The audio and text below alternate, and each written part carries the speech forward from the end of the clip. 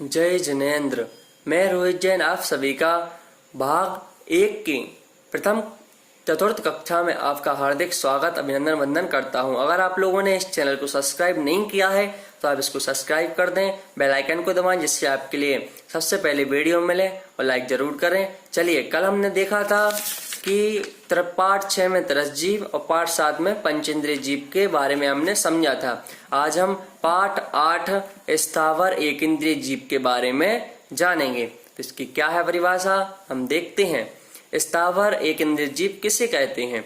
कि जिनके एक ही स्पर्शन इंद्रिय होती है उसे स्थावर जीव कहते हैं। जैसे पृथ्वी, जमीन, अप, पानी, तेज, अग्नि, वायु, हवा और वनस्पति, वृक्ष, फल, फूल, जड़ इत्यादि। स्पर्शन इंद्रिय केवल हमारी बॉडी अर्थात हमारी त्वचा होती है। पेड़ की भी त्वचा होती है, अगर हम उसको काटते हैं तो उसको भी दर्द होता है। इस प्रकार से एक इंद्रिय जीव होते हैं। त्रस और स्थावर में अंतर क्या है? तो स्थावर के तो एक ही इंद्रिय होती है, किंतु त्रस के 2 या 2 से अधिक अर्थात 5 इंद्रिय तक होती हैं। यही त्रस और स्थावर में अंतर होता है। स्थावर जीव के भेद कितने हैं? स्थावर जीव के भेद 5 हैं। पृथ्वी कायक, जल कायक, अग्नि कायक, वायु कायक और वनस्पति कायक। अब पृथ्वी कायक जीव का लक्षण क्या है व उसके उदाहरण क्या है? तो पृथ्वी ही जिस जीव का शरीर है उसे पृथ्वी कायक कहते हैं। पृथ्वी ही जिस जीव का शरीर है, क्योंकि वह हमारे लिए दिखते नहीं है, पृथ्वी जिस जीव का शरीर है पृथ्वी कायक होता है। जैसे मिट्टी, पाषाण, अभ्रक, सोना, पन्ना आदि खान से निकलने वाली वस्तुओं में पाए जाने वाले जीव वह क्या होते हैं? पृथ्वी कायक होते हैं। दूसरा देखें, जल कायक जीव का लक्षण व उदाहरण। जल ही जिस जीव का शरीर है उसे जल कायक जीव कहते हैं। जल ही जिस जीव का शरीर है उसे जल कायक जीव कहते हैं।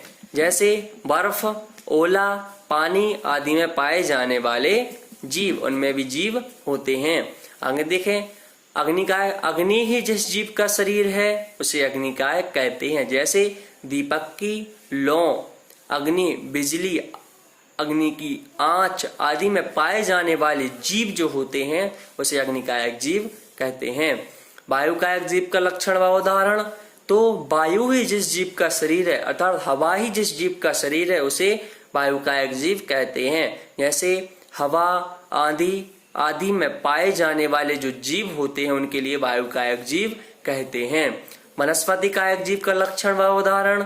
वनस्पति ही जिस जीव का क्या शरीर होता है उसे वनस्पति कायक जीव कहते हैं। जैसे वृक्ष, लता, फल, फूल आदि में पाए जाने वाले जो जीव होते हैं उन्हें क्या कहते हैं? वायु कायक जीव कहते हैं। आगे देखें, 6 काय के जीवों के नाम व भेद। 6 कायक जीव कौन कौन से होते हैं? तो पृथ्वी कायक, जल कायक, अग्नि कायक, वायु कायक, वनस्पति कायक और त्रस कायक ए 6 कायक जीव भी कहलाते हैं। इस प्रकार से हमने क्या देखा? स्थावर एक इंद्रिय आदि के जीवों के बारे में जाना। अब हम देखते हैं पाठ 9 अर्थात कषाय। कषाय कितनी होती हैं? कषाय 4 होती हैं। क्रोध, मान, माया, लोभ। आज हम इनके लिए अच्छे से जानेंगे। कषाय का लक्षण व भेद। कषाय किसे कहते हैं? तो जो आत्मा को कसता है, दुख देता है या पराधीन करता है उसे कषाय कहते हैं। अथवा जो सम्यक्त और चारित्र गुण को नहीं प्रकट होने देता उसे कषाय कहते हैं। अब आत्मा को कसता, दुख देता है कैसे? अब आत्मा को हमने अपने के द्वारा किसी पर क्रोध कर दिया। अब उस क्रोध का क्या अंजाम हुआ? खराब। तो वह हमारे लिए क्या? दुख दिया। और क्रोध किसके अंतर्गत आता है? कषाय के अंतर्गत आता है। तो इस प्रकार से हमारे लिए पराधीन करता है, हमारे लिए क्या हीन हानि पहुंचाता है, उसे क्या कहते हैं? कषाय कहते हैं। और जो सम्यक्त और चारित्र गुण को क्या प्रकट भी नहीं होने देता, हमारे लिए सम्यक दर्शन अच्छे से प्राप्त नहीं करने देता है और चारित्र गुण भी अच्छे से आचरण हमारे नहीं आते हैं, उसे क्या कहते हैं? सम्यक मतलब अच्छा, चारित्र अर्थात हमारा आचरण होने नहीं देता, उसे भी कषाय कहते हैं। कषाय 4 क्रोध, मान, माया, लोभ। सबसे पहले हम क्रोध कषाय को जानेंगे। तो गुस्सा करने को क्रोध कहते हैं। कैसे गुस्सा? जैसे एक कमजोर विद्यार्थी ने एक होशियार विद्यार्थी से कोई पाठ पूछा, इतने में ही वह गुस्से में आ गया तो उसे क्रोध कसाय हुई।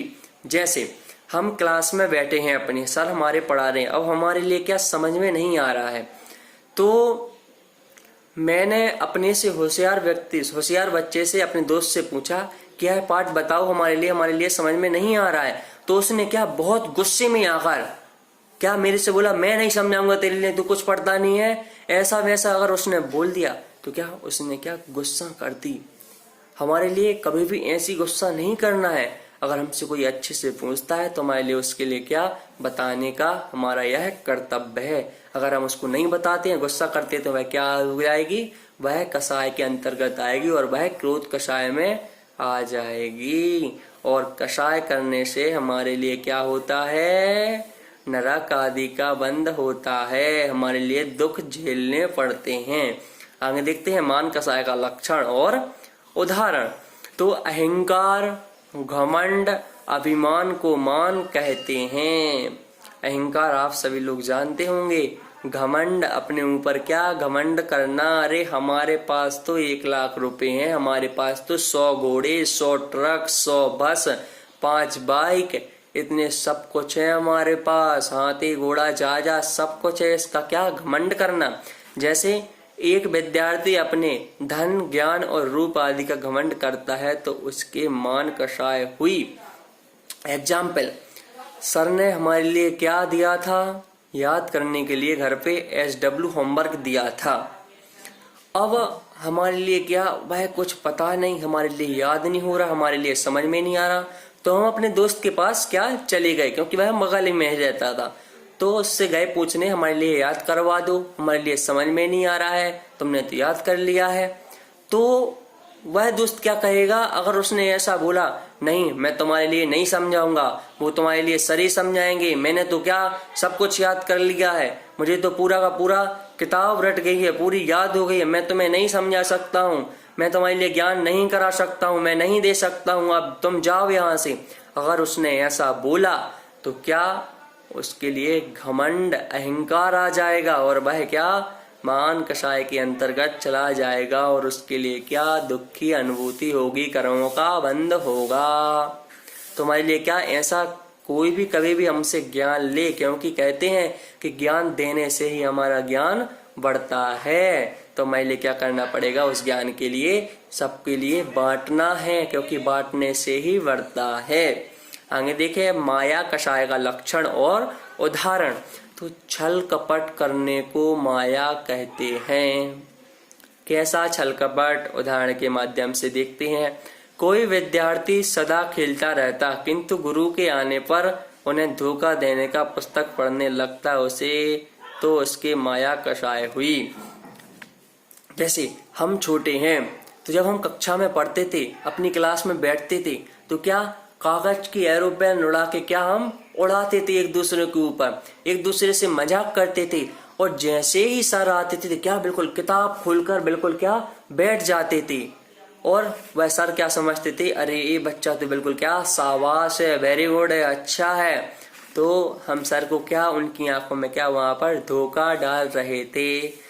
तो क्लास में जो भी करो अच्छे से करो। मैं ये नहीं बोल रहा हूँ कि आप सभी लोग क्या करें, वहां पर लड़ाई करें क्लास में, तो गुरुजनों की क्या हमारे लिए मार पड़ जाएगी। तो हम अच्छे से क्लास में रहें। अगर हम कोई गलत कार्य करते हैं तो अपने माता पिता, अपने गुरुजनों को बताएं उसके बारे में, क्योंकि जब बताएंगे, शेयर करेंगे, तभी हमारे लिए क्या उसका सुझाव मिल सकेगा और उसके बारे में आगे हम उसको सॉल्व कर सकेंगे।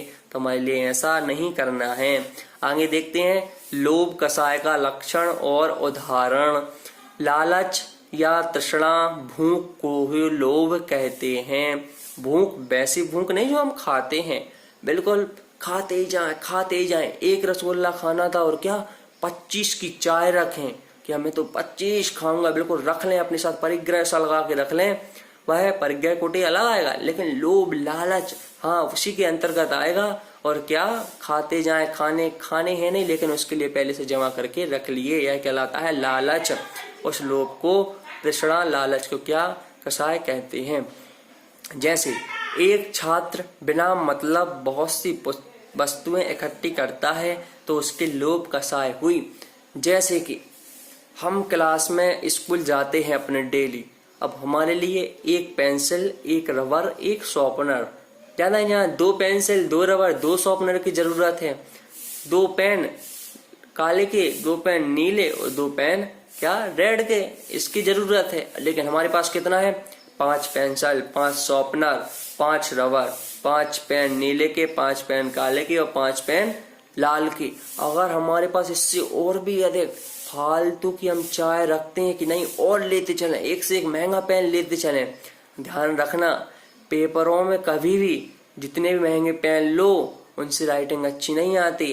एक बार आप ट्राई करना, 100 वाला पेन लेना और 2 वाला पेन लेना, अंतर आपको खुद ही पता पड़ जाएगा कि कौन सा पेन हमारे हाथों में अच्छे से जम जाता है, कौन सा पेन हमारे हाथों में नहीं जमता है। ट्राई करें, फिर उसके बाद देखें। तो हमारे लिए ऐसी लालसा अर्थात ऐसी लालच, ऐसी हमारे लिए नहीं सोचना है कि हमारे पास और आता जाए और रखता जाए, अरे पापा ने 10 का दिया, कल और 50 का दें, 100 का दें, ऐसी लालच नहीं रखना चाहिए।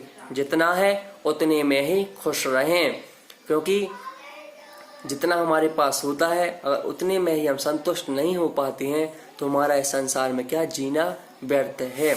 इस संसार में सुख तो किसी को नहीं है, दुख ही दुख है, लेकिन हम सुख को लाने के लिए, अपने अच्छे से रहने के लिए, अपने घर में अच्छे से रहने के लिए क्या हम अच्छे से रह सकते हैं। अपने माता पिता, मम्मी पापा और गुरुजनों की बात माने, सदा अपने माता पिता के सुबह उठते ही क्या सिर अर्थात उनको नमस्कार करें, जय जिनेंद्र करें, उनके पैर छुएं, इत्यादि अच्छे प्रकार से अपने घर में अच्छे से रहें। अब कसाय से हानि क्या होती है? तो कसाय से आत्मा का पतन अर्थात नष्ट, कर्म का बंध, पापों में प्रवृत्ति और अपयश और दुख होता है। अर्थात कर्म कसाय करने से, क्रोध मान माया लोभ से आत्मा नष्ट होती है, अर्थात हमारी आयु जल्दी जल्दी क्षीण होती जाती है, ब्लड प्रेशर बढ़ता है, हार्ट अटैक आता है, कर्म का बंध होता है, ज्ञान वर्ण आदि 8 कर्मों का, पापों में हिंसा झूठ चोरी आदि में क्या प्रवृत्ति होती है और दुख होता है, हमारे लिए दुख की अनुभूति होती है, अपयश अर्थात रोना आदि भी बहुत सा आता है। तो क्या इन कसायों को आज हमने जो समझा है उसके लिए छोड़ें। अगर आप लोगों ने इस प्रकार से हमने देखा कषाय पाठ 8 में स्थावर, पाठ 9 में कषाय देखा, हम कल पाठ 10 में पापों के बारे में जानेंगे। पाठ 10 में पाप है, पाप 5 होते हैं, हिंसा झूठ चोरी कुशील परिग्रह, कल हम इनके बारे में अच्छे से जानेंगे। आप सभी लोगों ने अगर अभी तक इस चैनल को सब्सक्राइब नहीं किया है तो इसके लिए सब्सक्राइब कर दें और अपने मित्रों और दोस्तों में दिखाएं, जिससे वह भी जान सकें कि आज कसाय क्या कहलाती हैं, हमें नहीं करना चाहिए, इनसे क्या होता है। मैं आशा करता हूँ आप सभी लोग अच्छे से रहे होंगे। जो मेरे मित्र हैं, जो हमसे छोटे हैं, अनुज हैं, मुझे ज्येष्ठ हैं, वह सभी लोग अच्छे से रहें, घर पर लॉकडाउन का पालन करें और अच्छे से अपने अपने घर पर रहें और स्वाध्याय करें, पढ़ाई करें, लिखाई करें, आगे बढ़ें। सभी के लिए जय जिनेंद्र।